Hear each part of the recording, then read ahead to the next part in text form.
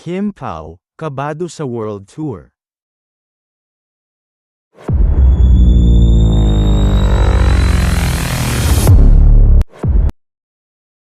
Aminadong kabado sina Paolo Avellino at Kim Chiu para sa kanilang unang World Tour.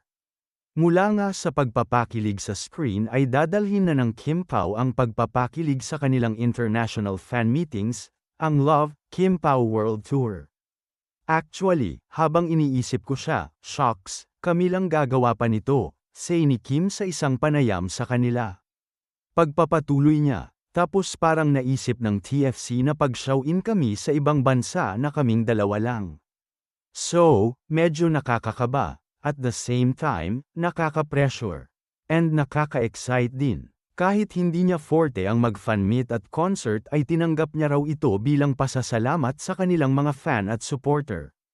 Ako, I feel the same way, kinakabahan. Hindi ko rin talaga gustong mag-head ng show. Lagi kong tinatanggihan pag kinukuha ako to head the show, say ni Paolo.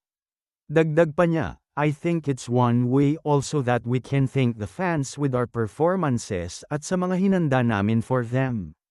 Buy your tickets now. Sa April 24 na ang simula ng kanilang world tour na magsisimula sa Fox Theater, Redwood City, California at magtatapos sa The Arena, Pickering Casino Resort, on May 3.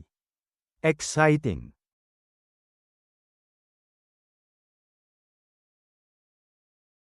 Samantala, diretsahang sinagot nina Kim Chiu at Paolo Avellino sa isang panayam ang tanong kung sino ang dapat magbayad sa kanilang date. Walang paligoy-ligoy nilang ibinahagi ang kani-kanilang paninindigan sa isyong ito. Kung ako ang nag-aya sa iyo, ako ang magbabayad. Kung ikaw ang nag-aya sa akin, ikaw ang magbabayad, diretsahang pahayag ni Kim. Samantala, mas gentleman ang pananaw ni Paolo. Inamin niyang kapag siya ang nagyaya, automatic na inaako niya ang bayarin hanggat kaya niya. Para sa kanya, bahagi iyon ng pagiging responsable sa taong inimbitahan, kaya't hindi na niya kailangang pag-isipan pa. Mas naging interesante ang tsikahan ng aminin ni Paolo na wala siyang problema kung ang babae ang mag-insist na maghati sila sa bill. Hindi naman natatapakan yung ego ko, o pride ko, o anything, sambit niya.